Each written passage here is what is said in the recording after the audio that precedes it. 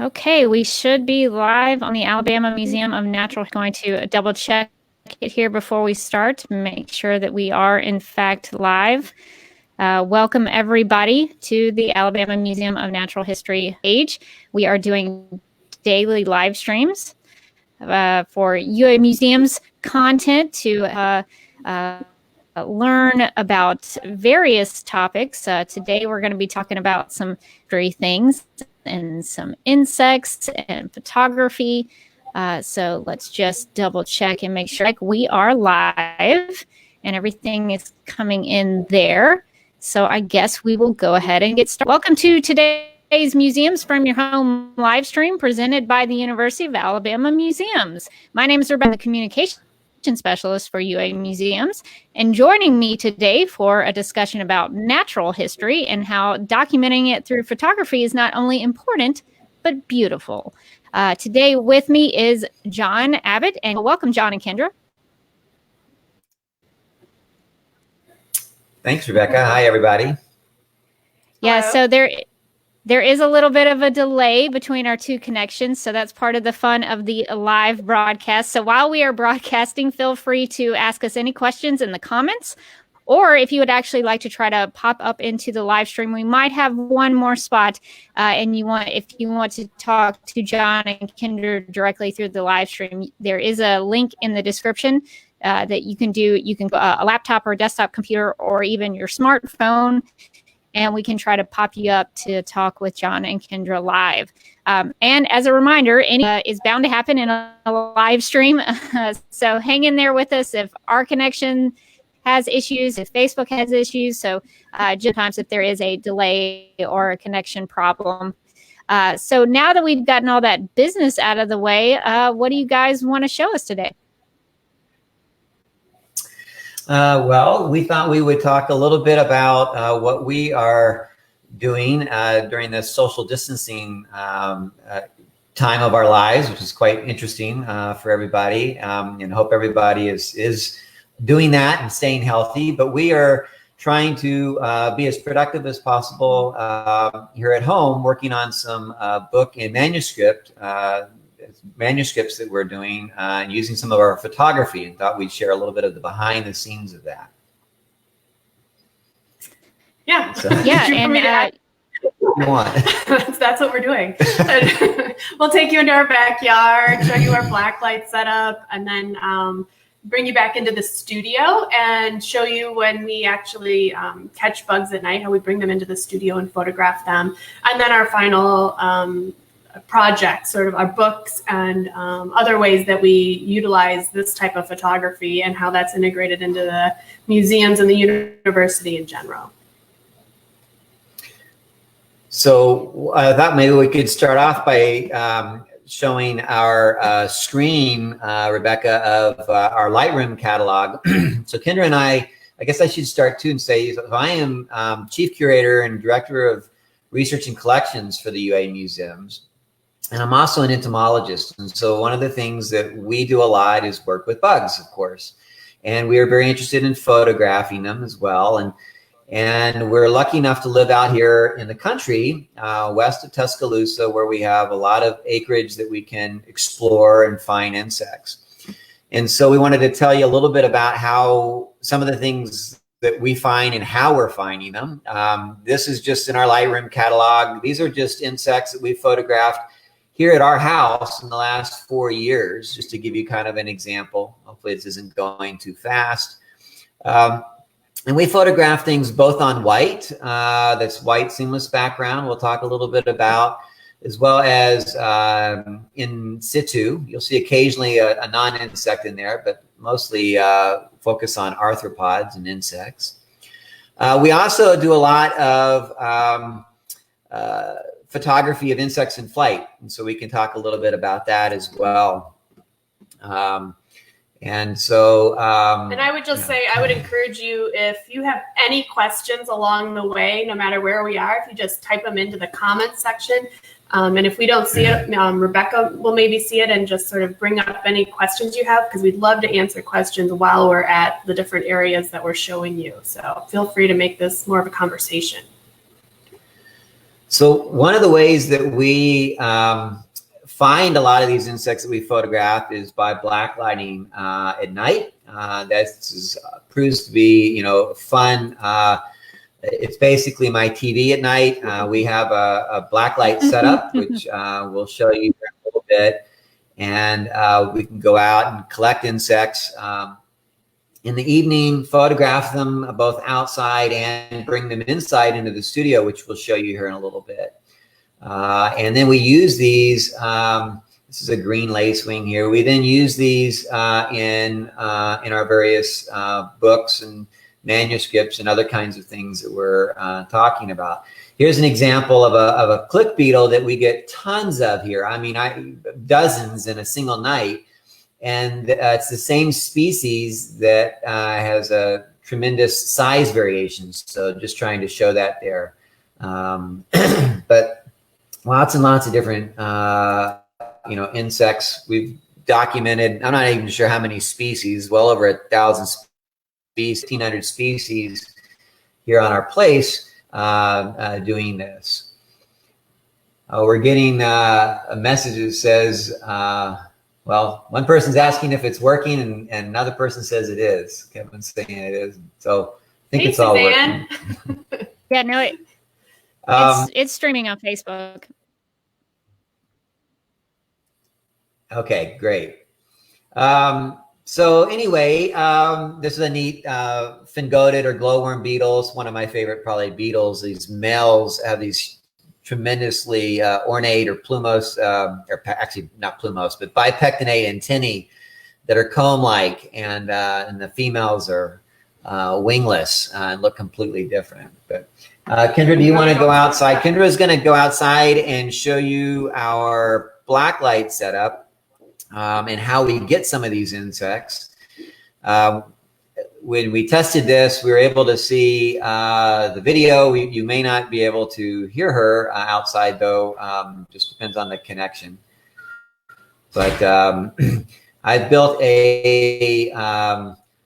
basically a white panel outside underneath a rain roof that has a 175 watt mercury vapor bulb connected to it, so that I can turn that on actually remotely from within inside each night.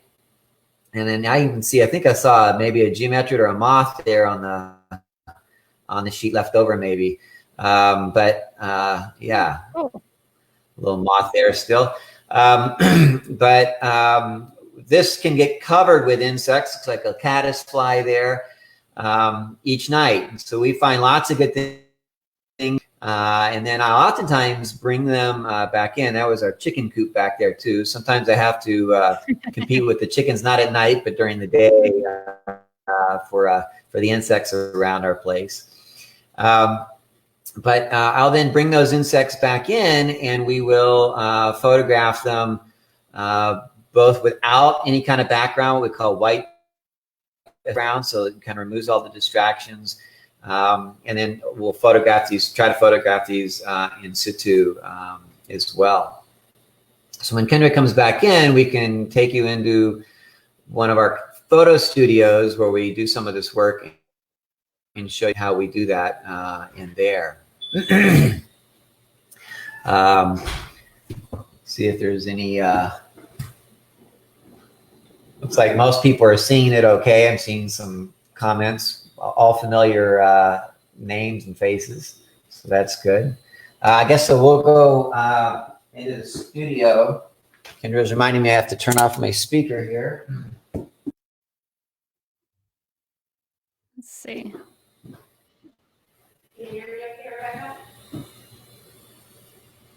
Let's try to mute some things here. Let's see.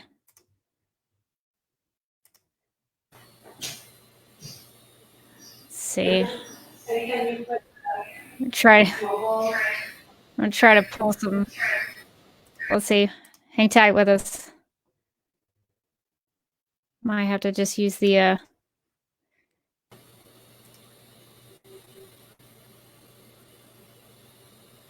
questions for John and Kendra. Let us know. We will get to them. We're trying a fancy setup here, so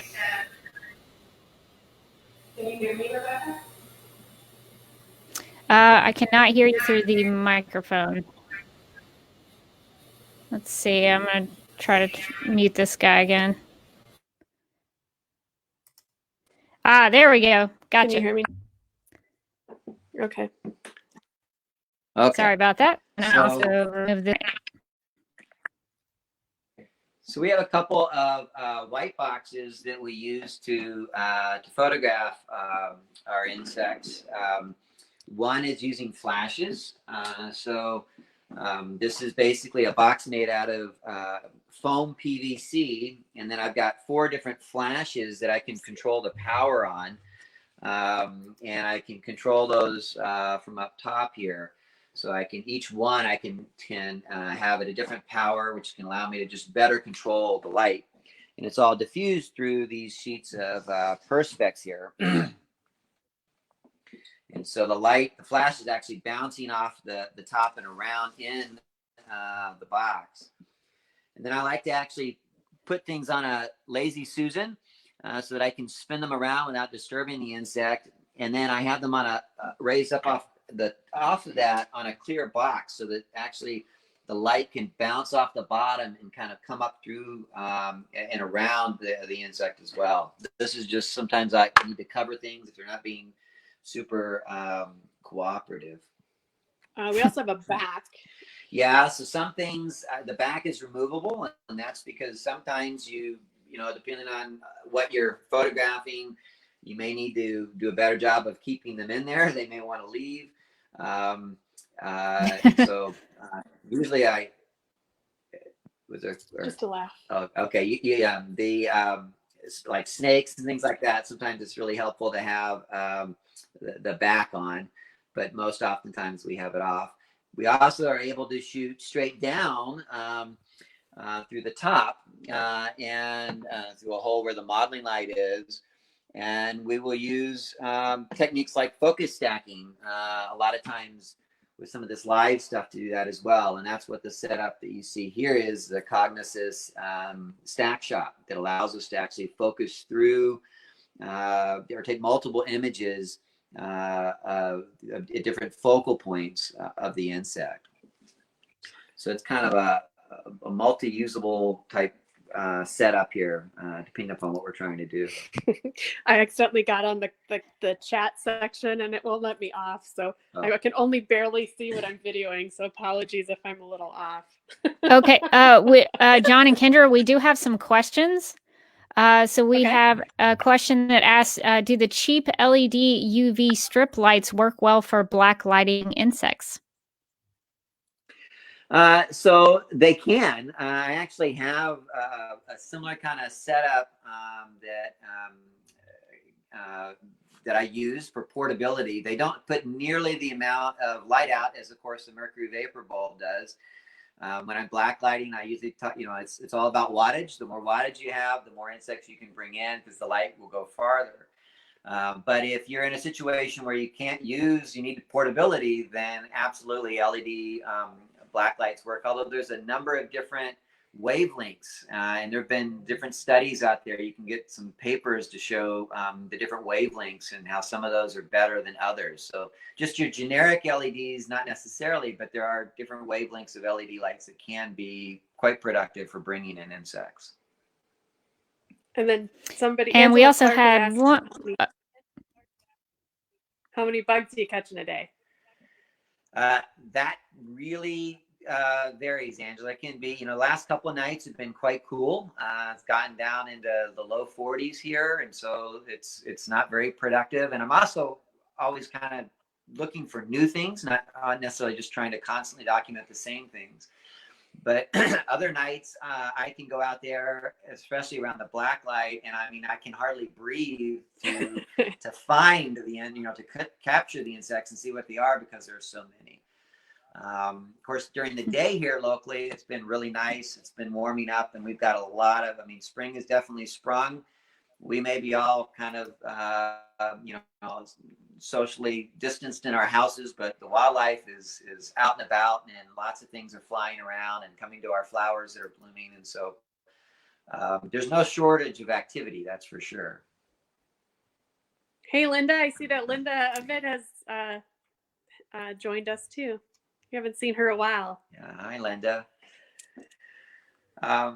So we also have a continuous lighting white box. This is more for videography. So instead of using flashes, this has got LED lights in it that just, not LED, these are compact fluorescent, but they just stay on constantly. I won't turn it on because it will actually blow out it's so bright, it'll blow out the white balance.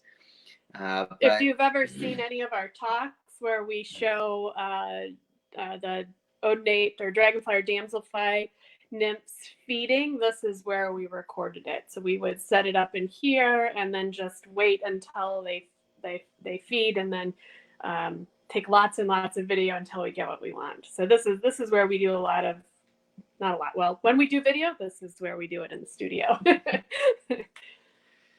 And then one other thing, and I can't see the questions, so if there's any questions or somebody just holler at me because I can't see anything. But this setup is then how we assist for photographing insects in flight.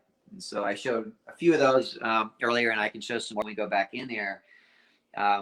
We really enjoy trying to capture insects in flight.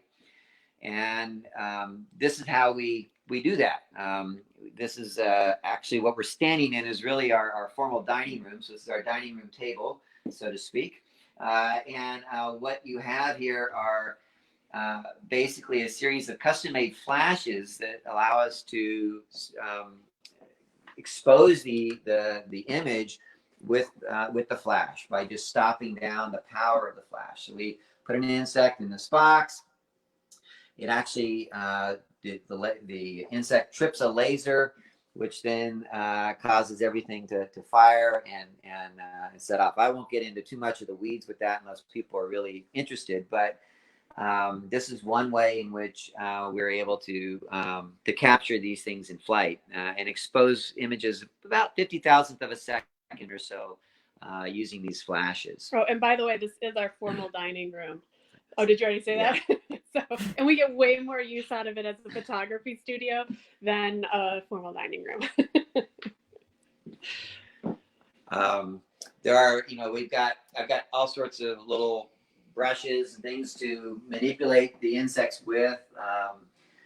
One problem with capturing insects at a black light a lot of times is that they'll be covered with scales, and so you've got to beetles and things like that, you've got to wipe those moth scales off of them. Otherwise, they're covered with them. So cleaning the insects before photographing them is something that we do a fair bit as well. We have actually lots of students in the lab at the university that curate the stuff that we'll collect here. So we're keeping a historical document of what's happening here. That's an important point. Almost everything that we photograph, we try to collect and voucher, and those vouchers go into the University of Alabama insect collection, the Alabama Museum of Natural History. And so we have a bevy of students that are great at curating that material up and adding it to the collection there. So just since we've been here in 4 years, we've probably easily added 10,000 insects to the collection, I would bet. Not all of them are curated yet, but the students are working on it and getting that taken care of. And I'll just add that I'm actually teaching a nature photography course for my students this semester. And they actually just did a huge white box project. So if they see this video, this is what my white box looks like at home. But they actually took a whole bunch of white boxes to the Gorgas house and helped photograph all the objects in there. And so my goal of them doing that was to make sure that they become amazing at working with a white box and then the post-processing side of things too. So not only did they do a white box project, but then I also had them stack some images, which was the very last class before we went into social isolation. So this is the rail, and then they all basically chose a really cool bug that they wanted to photograph, and they took between 40 and 100 images of those, and they stacked them together. We might be able to pull up an image of something that we've stacked. We when we do it at home, we usually stack live things. So. Shall we, unless there are questions, I guess, in here, we could go back in and at the computer and show how we pull some of this together into books, or are you there, Rebecca? Yeah. I have a question for y'all while you're there. So you all, especially John, works a lot with the collections and the entomology, the insect collections for you. I mean, what do you think is important about documenting insects like that and keeping track of different species and different varieties of those bugs? We've been talking about history all week. So what do you think is important about the history of insects? That's a great question. Documenting wildlife, not just insects, but plants and animals, is critically important. They're basically snapshots in time, allowing us to kind of look at trends over time. So a lot of the folks that are watching this may have read articles, a lot of recent articles about the insect apocalypse, and a real decline in insect diversity and abundance. Well, there's no way to know that if you didn't know what you had before, right? And you don't know whether these things are just, normal kind of blips in the patterns, or whether they're really truly exceptional. And so having long-term collections and data sets allow us to answer those questions. We're huge into photography, and we really enjoy photographing, but I can't understate the importance of vouchering what you photograph, especially when you're talking about insects. Obviously, you don't need to voucher a grizzly bear, I'm not suggesting that, or birds, or things like that. But with insects, vouchering them so you for sure know what they are, and being able to, have those kind of snapshots in time is really critical to answering some of the big questions that we're trying to do. And I would say another reason that we really want to voucher specimens is a lot of these things we need to, look at the genitalia to be able to identify them as species. So we don't really know what they are unless we look at them under a scope and have them in the collection. So unlike yesterday, we actually received a package from Fossil Rim Wildlife Center. So shout out to the Fossil Rim Wildlife Center in Texas. They sent us a lice off of an aoudad.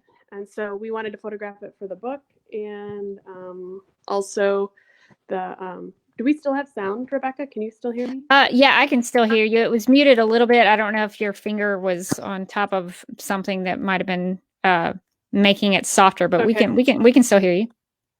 Okay, so we just got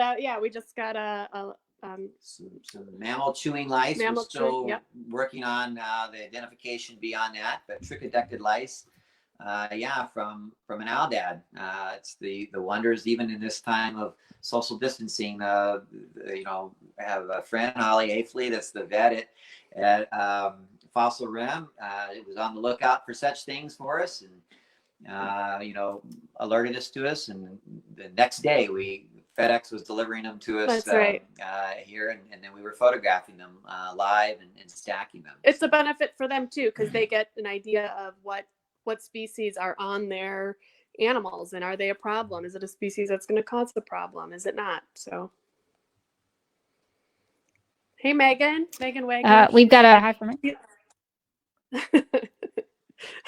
That's all I can see right now, so I really apologize if John is not in the screen. No reason to have me on this. We want to go back in then. Sure. Show the final project. All right. Let's see. I'll pull you up here. So Lee Alloway is asking us. Sorry about that, guys. How do you recommend cleaning such small critters? I'm going to switch the speaker back on here. Yeah. Switch the mics.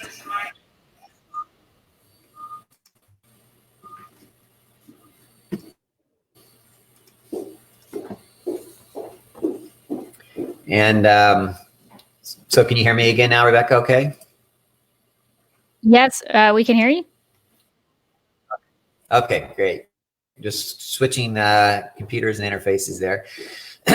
So we wanted to just share with you some of what we're using these images for. We have a field guide coming out to the insects of Texas this fall. Real quick, he was asking what we would clean. He says he's been finding small beetles. Mm-hmm. All are covered with detritus, and how do you recommend cleaning such small critters? And so I would say, small paintbrushes are what we use for that typically. You want to use something obviously gentle because the insects are live, unless, if it's a preserved specimen, then you can, use like insect pens and things like that. But typically paintbrushes work real well for cleaning them. And I just have all sorts of different sizes and stiffness of bristles and things like that. So if there are any other questions, by all means, holler at us.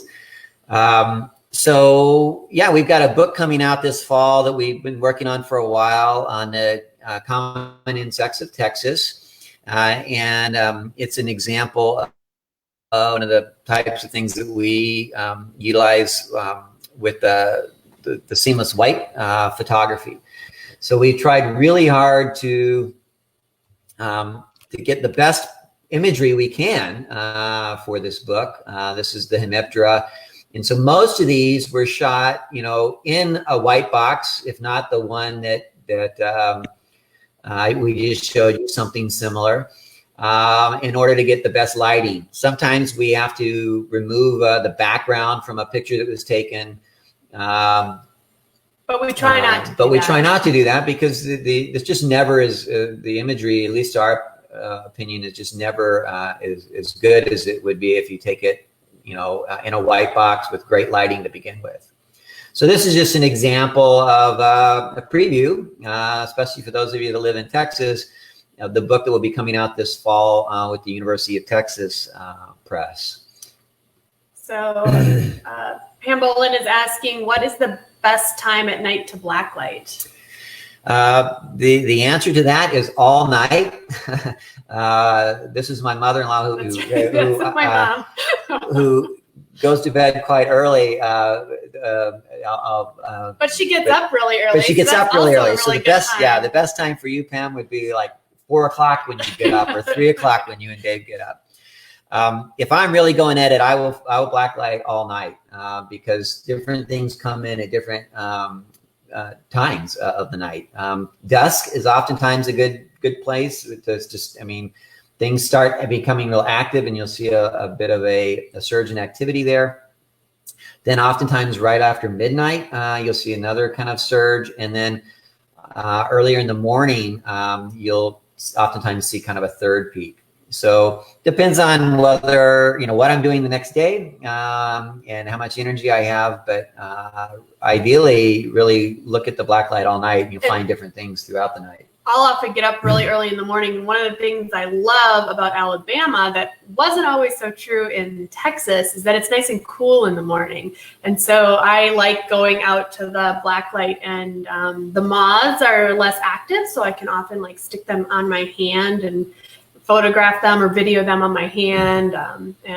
So I enjoy doing that in the morning too. Or just looking for something that came after John went to bed and when I get up early. It works out well because I tend to stay up real late, and Kendra tends to get up really early, so we can both check the blacklight at different times. Yeah. Are there any other questions there, or? Lots of early to bed people. Yeah. Well, just check it in the morning when you get up, I guess. Maybe show them a picture of a stacked image that we've done, and we can chat a little bit more about stacking because. Okay. Oops, wrong thing here. My students were actually, like I mentioned when we were in the studio there, that they were photographing some really cool looking insects. They just chose some out of our outreach collection, some of the big flashy, kind of like my earrings here, like beetles that are really iridescent and shiny like that. And they were actually stacking those images. And what they were going to do then with those images is, I see Katherine Edge is here. She's the director of the Transportation Museum in downtown Tuscaloosa. So my students, that's where Bama Bug Fest is every year.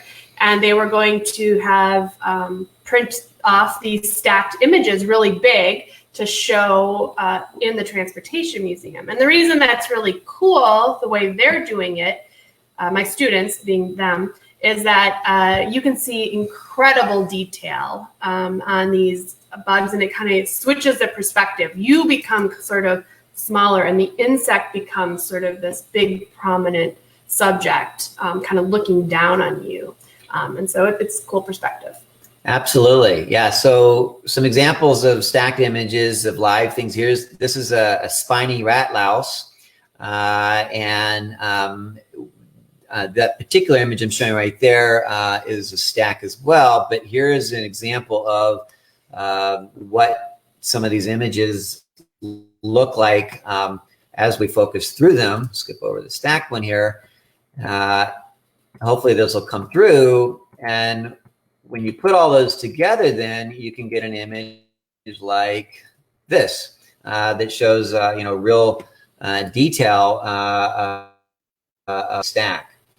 Real detail the subject. And what I will say is I showed this to my students, and my students actually, they're Blunt Scholar students, so they come from all disciplines, not just biology. In fact, I think I only have a couple biology students.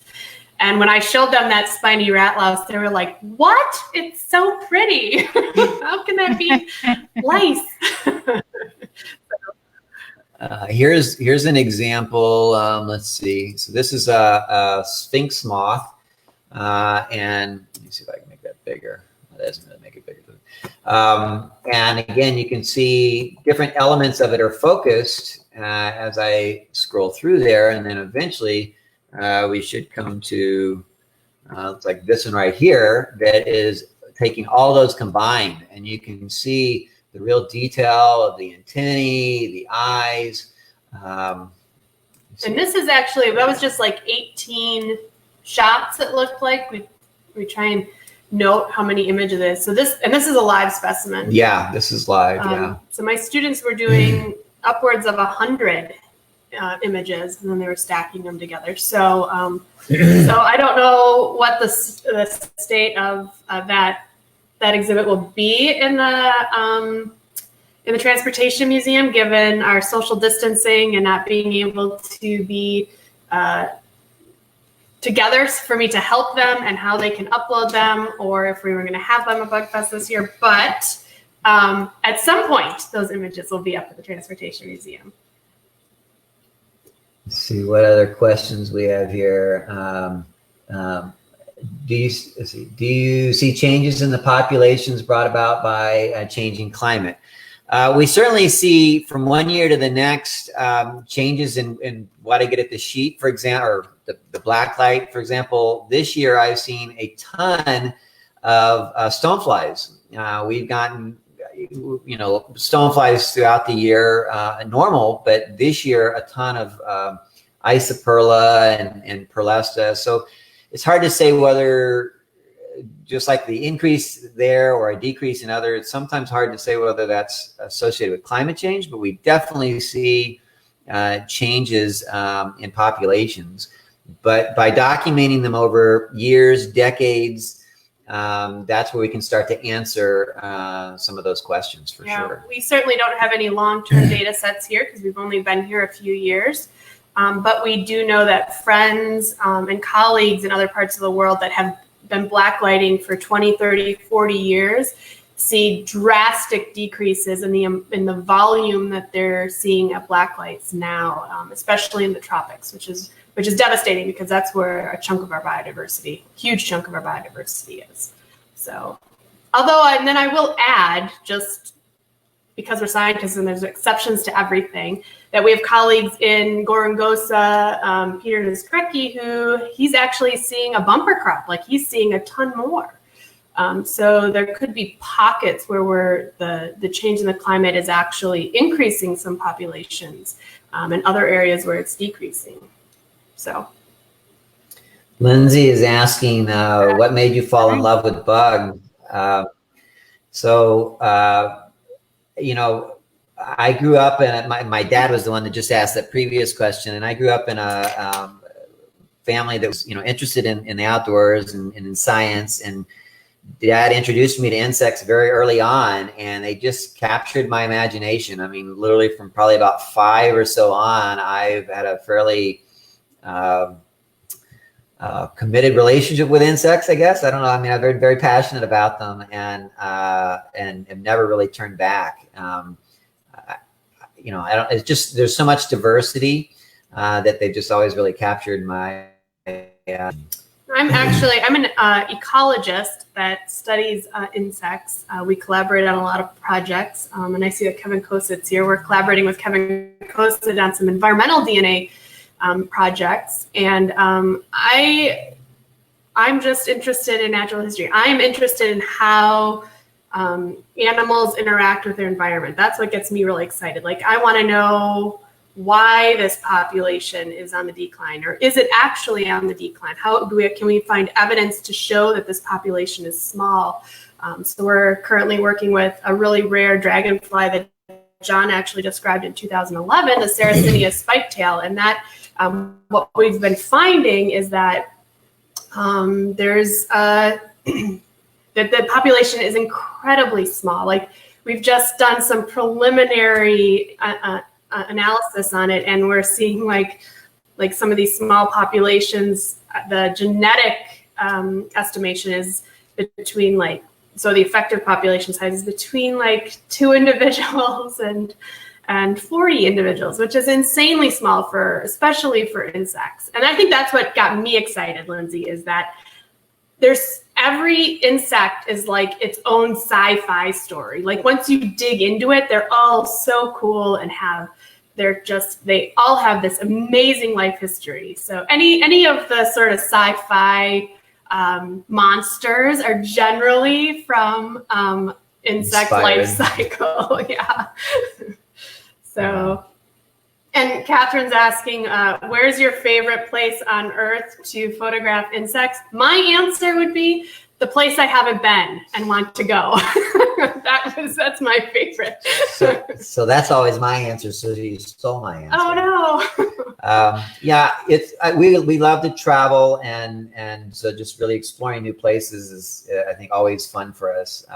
But I have to say, moving from Austin 4 years ago in suburbia to now Alabama and Tuscaloosa, where we get to live in the country, and I really enjoy photographing things on our own place because there's just so much here, and we didn't have that in our previous places that we lived. So I'm actually right now, I would say, just enjoying being at our place and photographing what we can find here. And I would also add to that personally, I'm currently in love with Ecuador.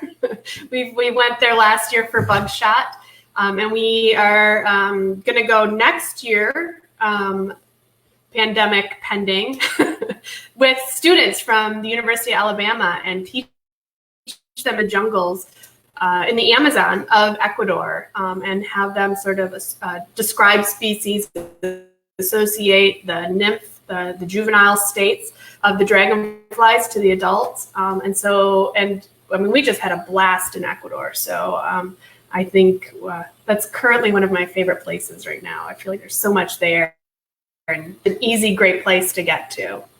Absolutely. And then it looks like Suzanne is asking if there's any advancements in photos. So she thinks she's going to pull the trigger this year and get us set up.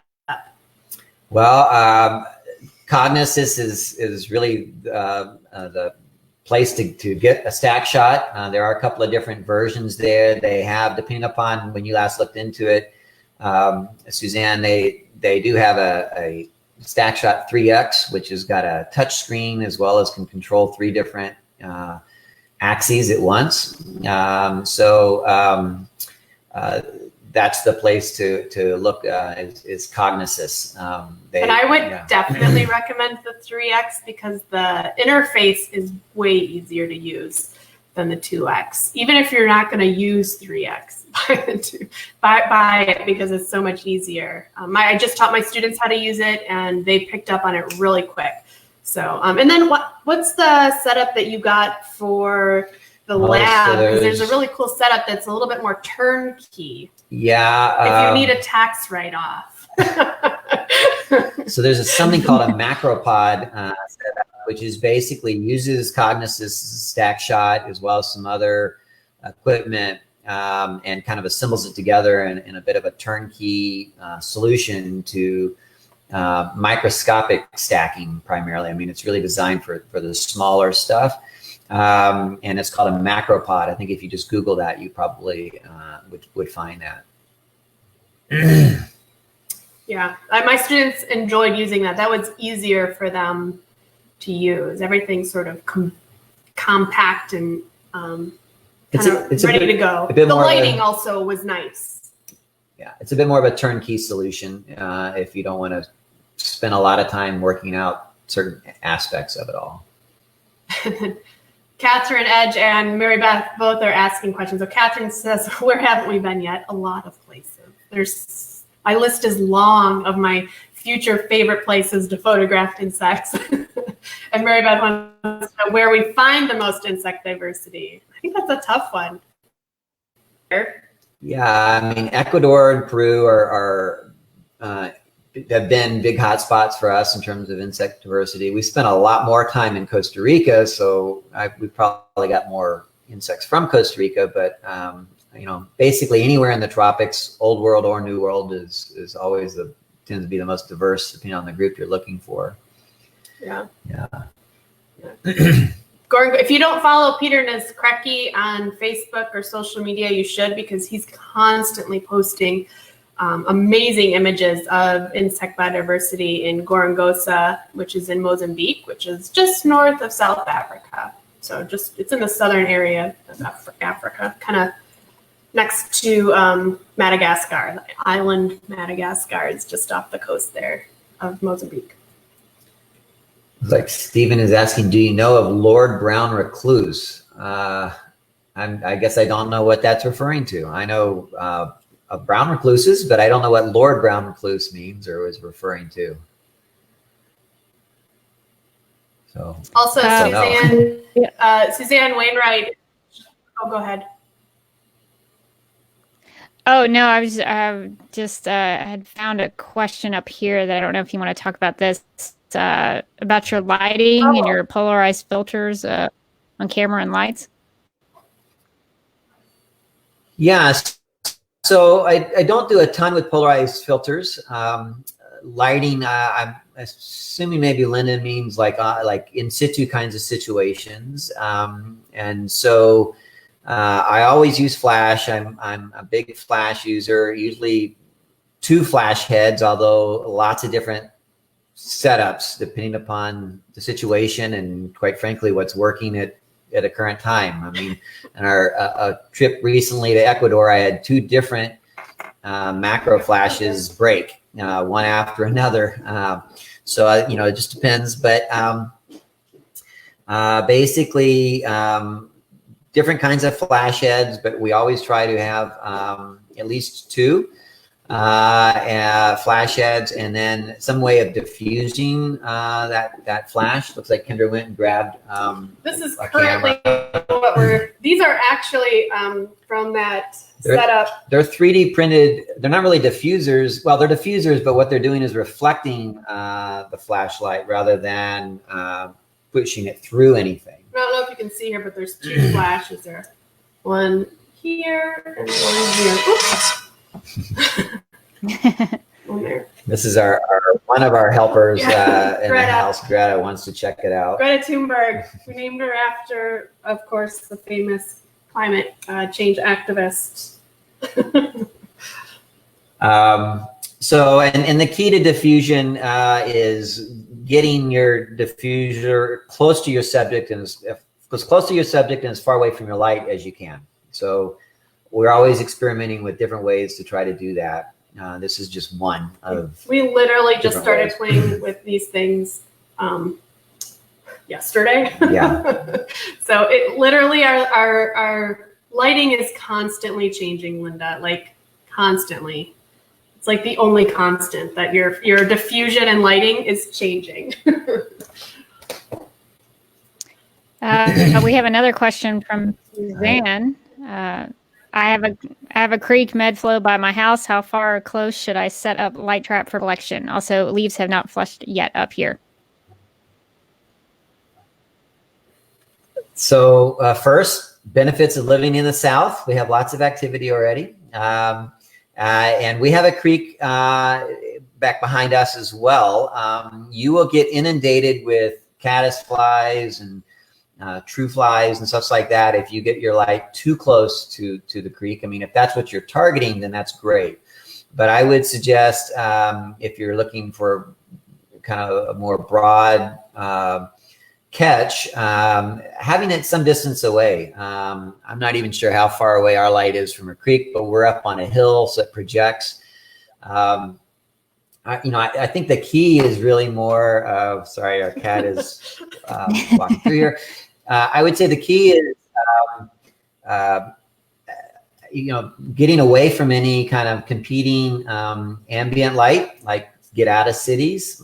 We can turn off our lights here around the house, and there is no other light that we're competing with other than starlight and moonlight. And up on a hill, which is really nice, so it projects the light, quite some distance, despite even all the woods that are around us and everything.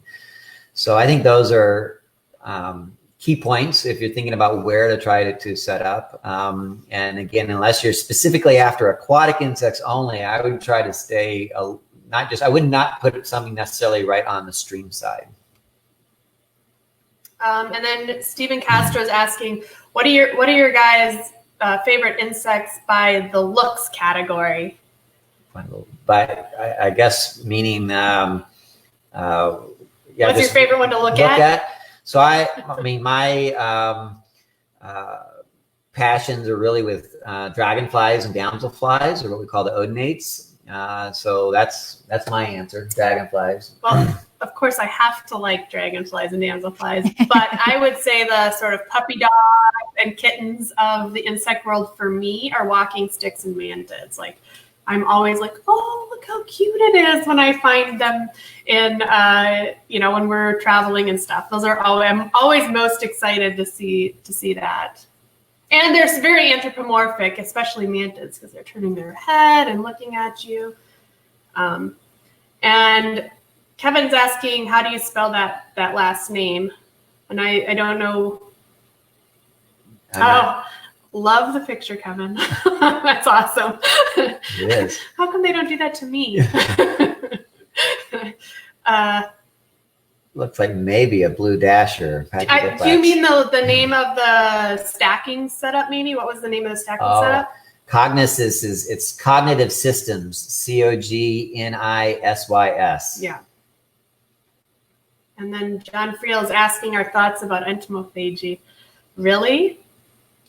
Well, we are obviously very pro entomophagy, and I actually have a cookie mix in our pantry right now that is for, Peter, sorry. I actually have a cookie mix that's made out of cricket flour in my pantry right now that I need to try and make since we're at home social distancing.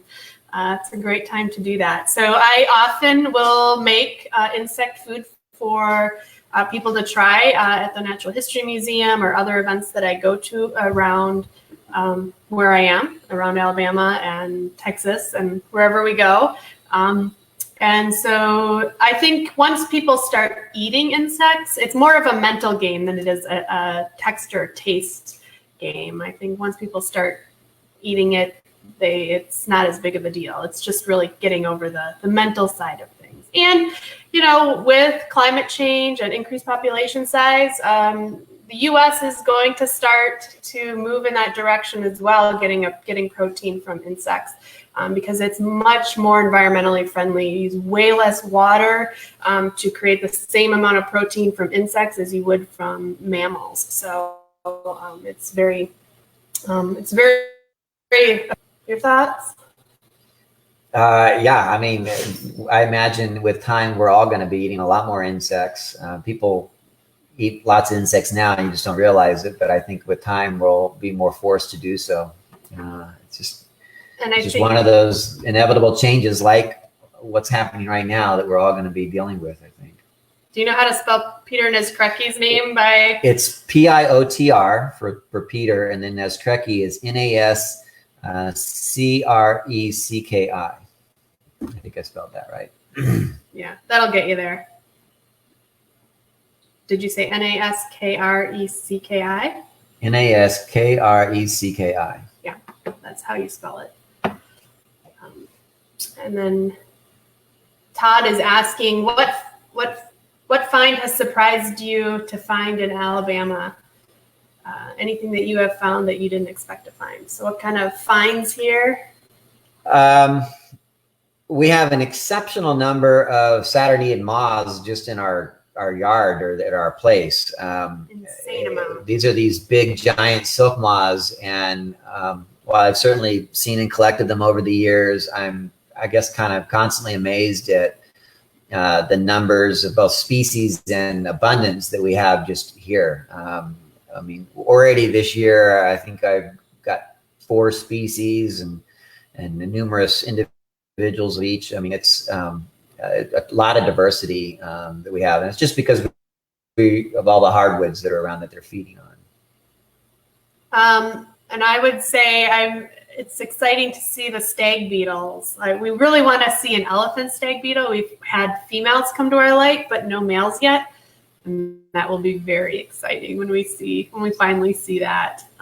This is a stag beetle that has really large, males have really large mandibles, and they're quite showy. One of the more impressive beetles in North America for sure. But volume, I think, has surprised us a lot, Todd. Like volume of insects in our backyard, it's just amazing, and we love it.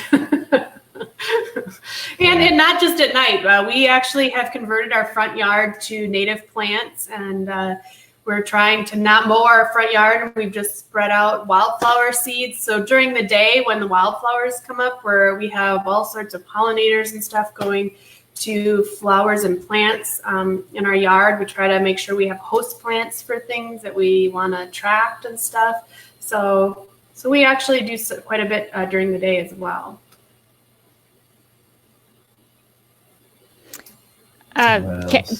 Catherine was asking if you have a favorite insect to photograph out in the field. Well, again, dragonflies. I hate to keep coming back to the same answer, but that is what I study. So I really enjoy photographing dragonflies. Beyond that, I like beetles. I really like beetles a lot too, though.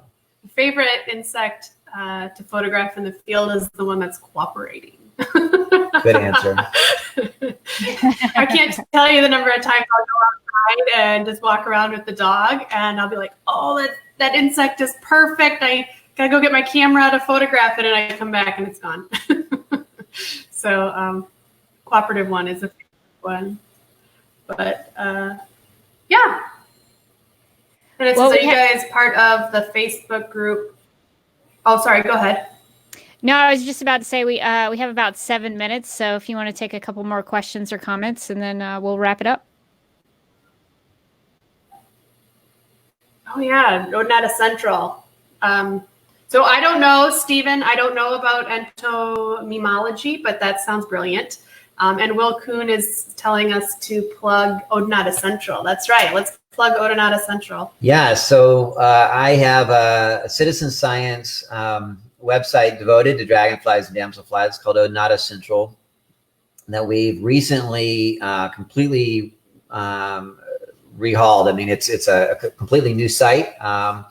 And so if you're interested in dragonflies and damselflies and you have never gone to Odonata Central, now's the time to do it. If you have, but you haven't gone to the site in a while, now's the time to revisit it. It's a completely new site that allows you to find all sorts of information about dragonflies and damselflies, but especially their distributions and seasonality. And you can keep track of checklists, personal checklists, and checklists for different political areas using the site. It's got a ton of great photos from all sorts of, everybody that's submitting them.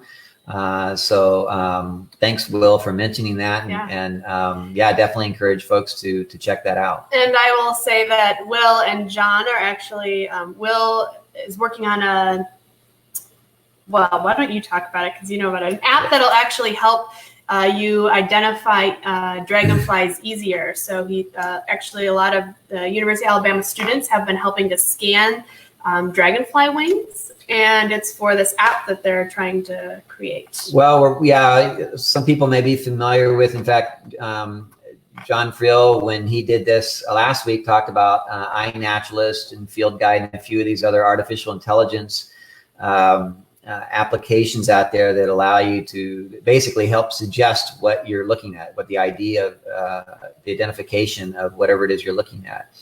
And that technology has come a long way, and Will is heading up a project to kind of look at that more on a specimen basis. So looking at specimens in collections. So specifically with dragonflies and damselflies, we've been looking and using all the densification of wings and the wing morphology to build a huge library of species to be able to do the same thing with. And so we're working on that in a number of different fronts, actually.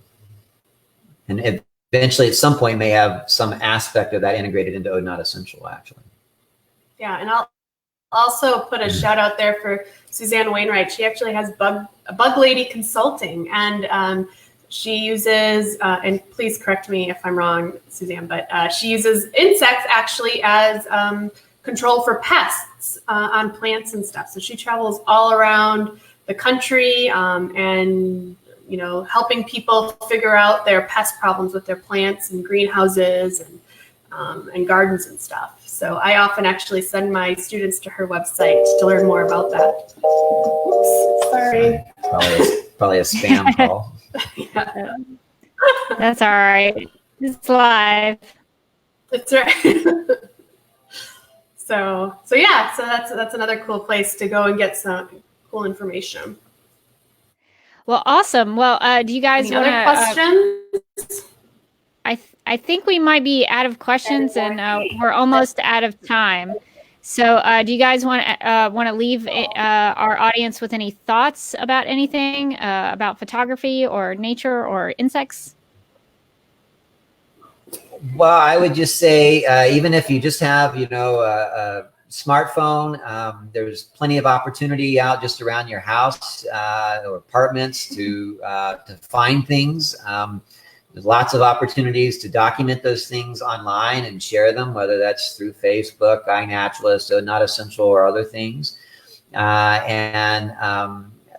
the power of the masses is great. It's also a great way to you know, keep your sanity during these very insane times. So I encourage folks to get out and find things, but then also, you know, if you're interested in photography, it's a great time to hone those skills and practice with different subjects. Yeah, I would say that if you're a parent with kids, there's lots of, like, iNaturalist will help you identify insects in your backyard. So you can just take a picture and upload it. And so you can help your, even if you don't know how to identify insects in your backyard, utilizing that and to, you know, work with your kids in the backyard to learn what biodiversity you have in your backyard is still possible. You don't have to know everything. It also, iNaturalist also works for plants and other wildlife as well. So, yeah. Get to know what's in your backyard. If you're in Alabama, there is a ton of stuff in your backyard. Yeah, I can speak from experience that I don't know much about anything about insects, but I like iNaturalist because it does help you out a little bit, know things. So I appreciate that. Well, I think that's going to do it for this Museums from Your Home live stream. We will be doing this every weekday, Monday through Friday at 10 a.m. And we're going to feature a different aspect of UA museums and a different subject. So check back with us tomorrow at 8 a.m.